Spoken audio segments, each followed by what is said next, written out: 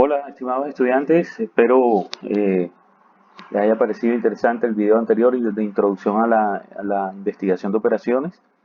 En el día de hoy ya vamos a ver conceptos básicos relacionados con lo que es la programación lineal.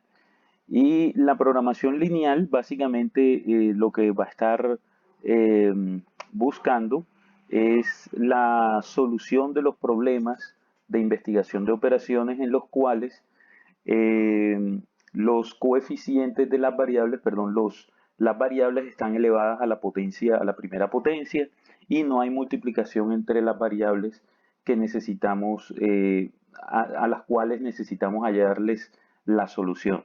Esta va a ser es un método, una técnica matemática que resulta, pues, de gran ayuda cuando se enfrenta a la necesidad de tomar una decisión teniendo en mente que existen varias alternativas y que se debe seleccionar la óptima.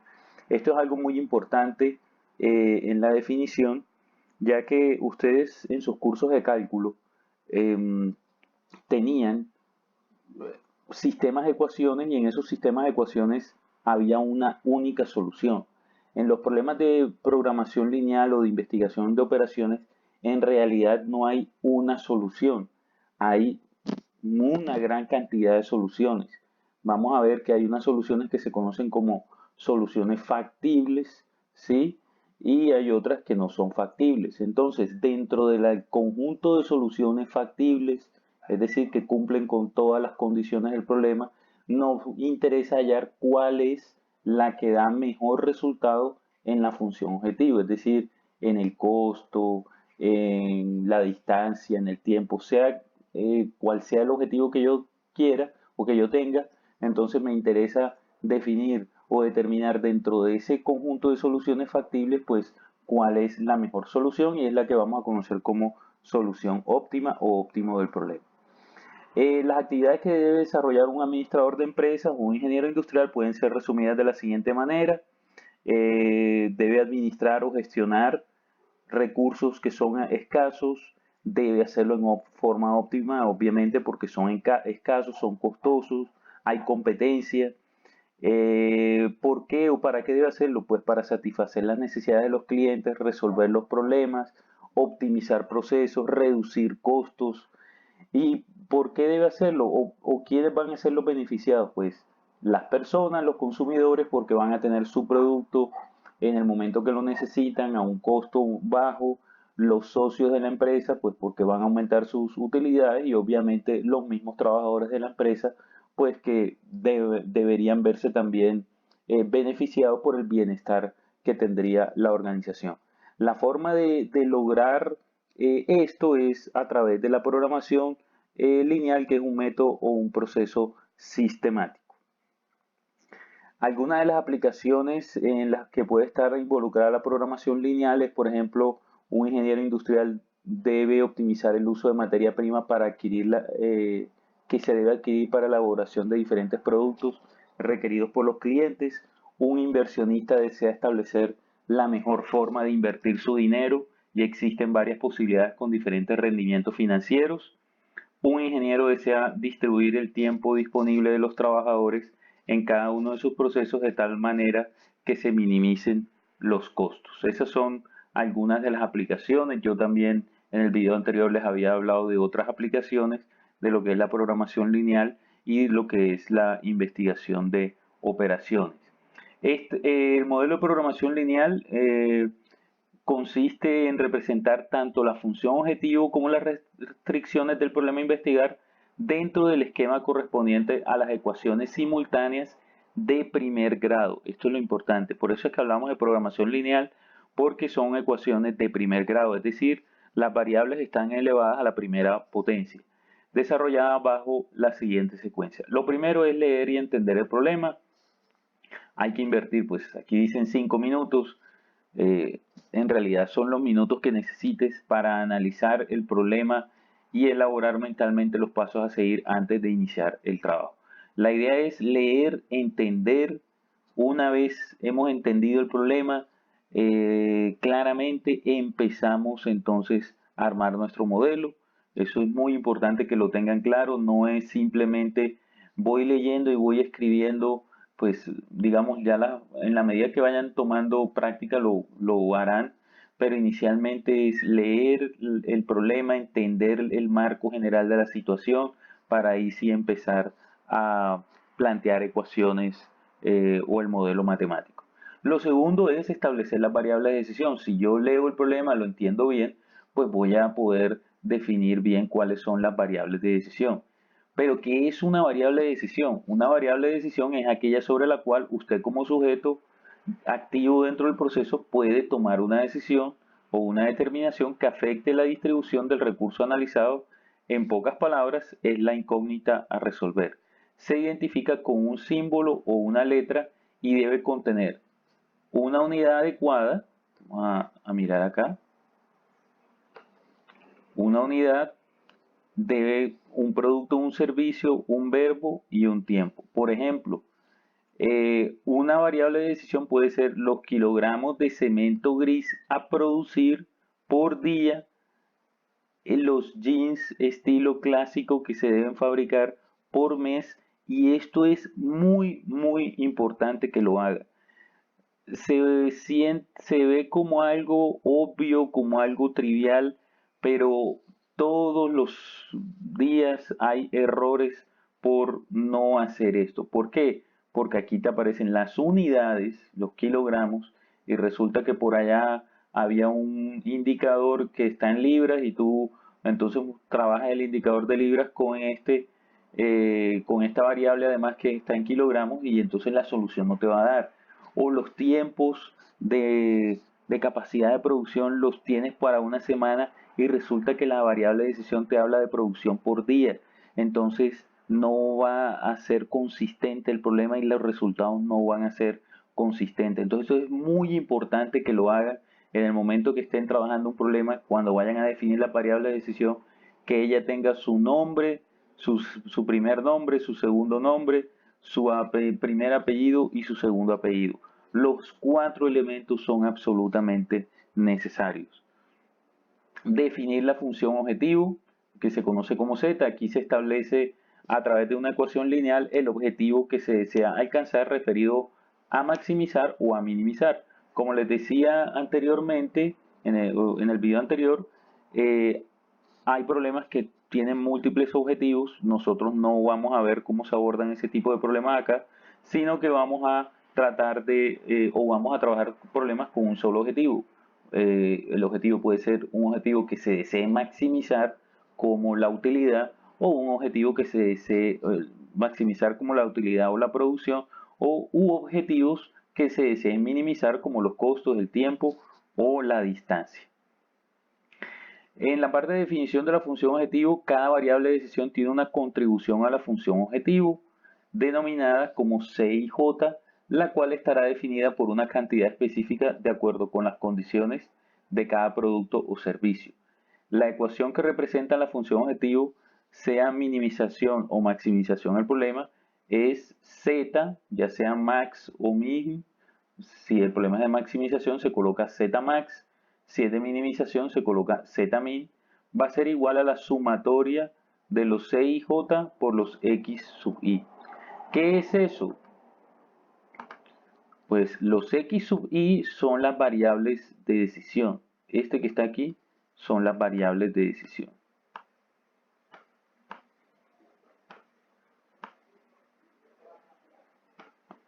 ¿Sí? Estas son las variables de decisión.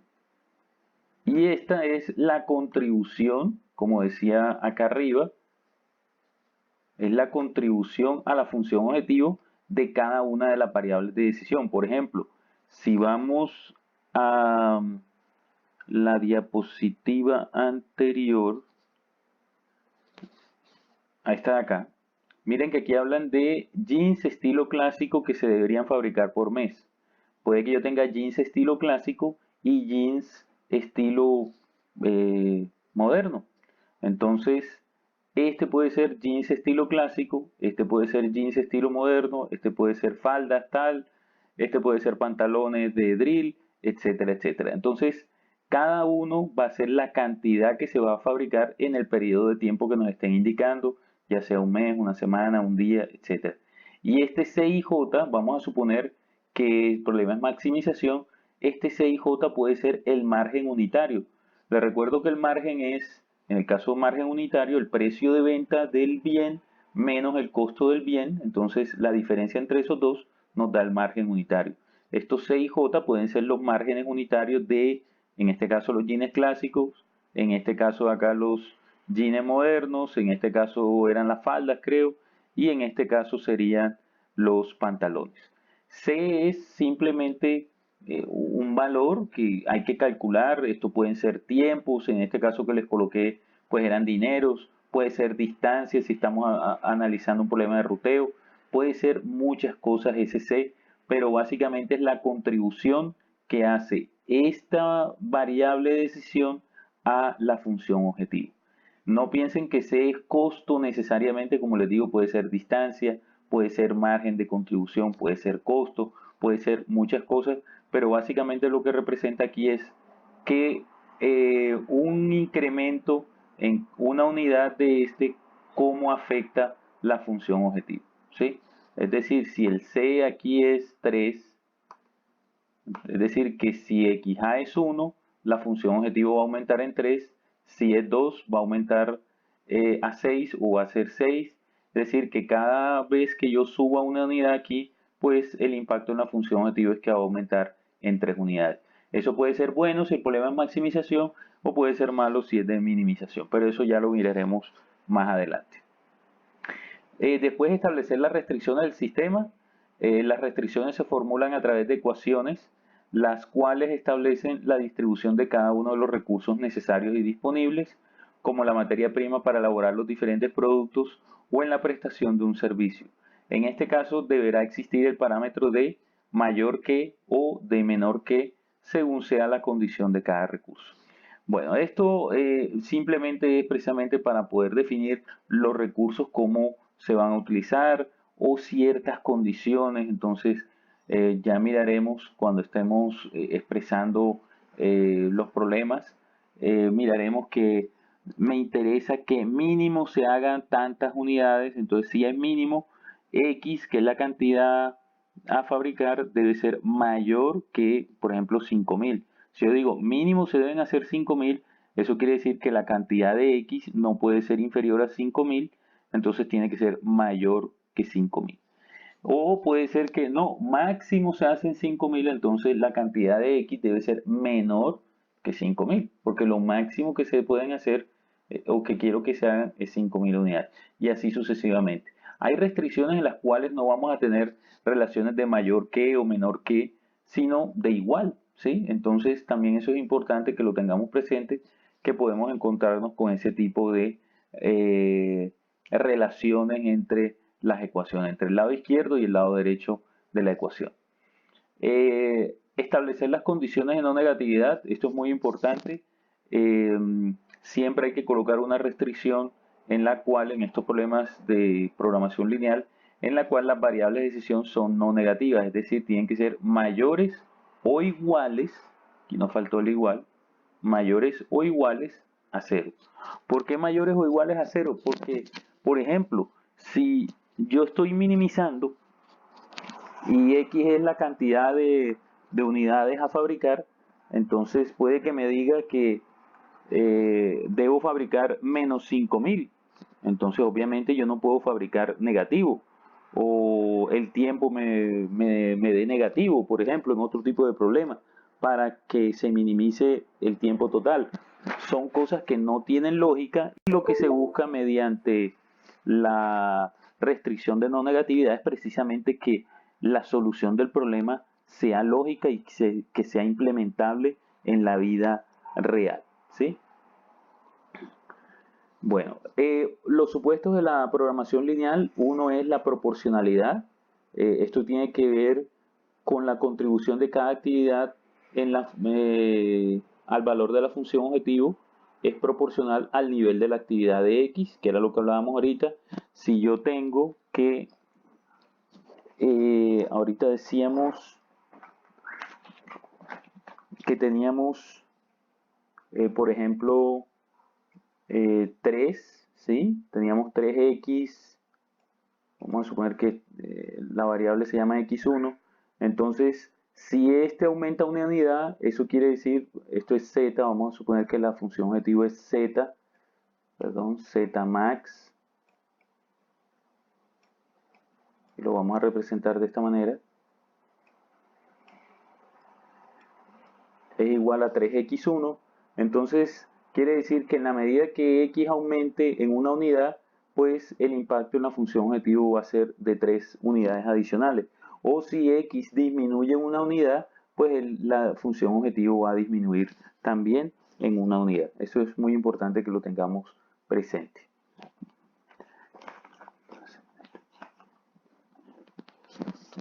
Ok.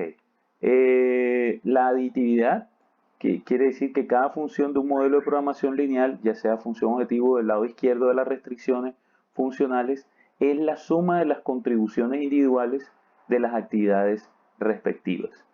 Es decir, que, por ejemplo, la cantidad de horas que voy a utilizar una máquina eh, está relacionada con las unidades que voy a producir de un producto, de otro, de otro. Es decir, puedo adicionar eso para poder compararlo con el total de horas que tengo disponibles de ese recurso.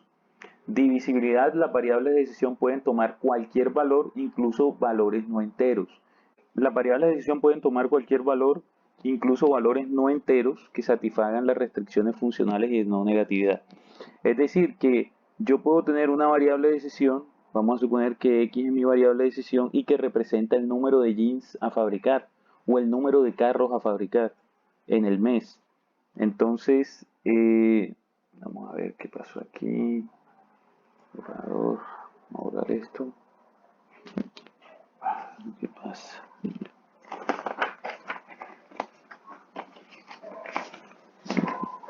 Entonces, esto puede que me dé que x debe ser igual a 3,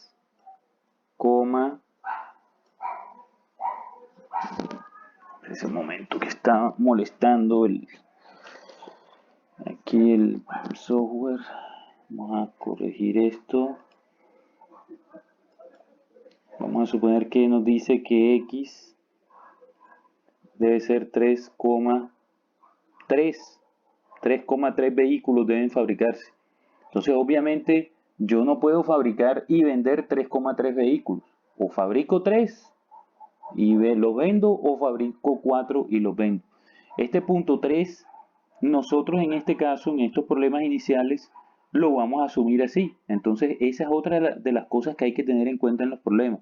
Si yo estoy calculando utilidades y yo tengo un precio de venta de estos vehículos, cuando yo multiplique el precio de venta del vehículo por los 3.3 vehículos que digo que es la solución ideal, pues entonces él me va a calcular un valor para las ventas totales.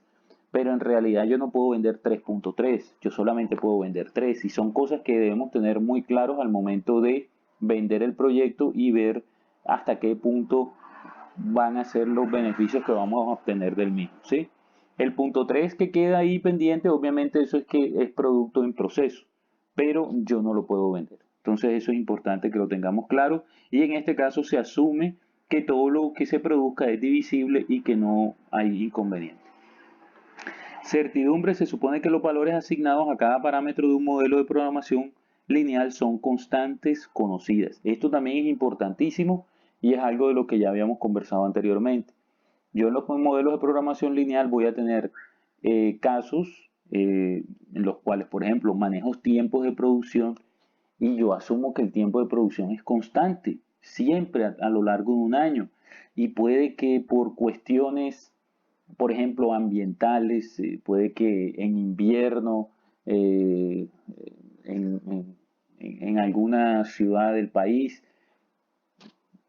o digamos que estoy haciendo un modelo que supuestamente es aplicable a las diferentes plantas de una empresa.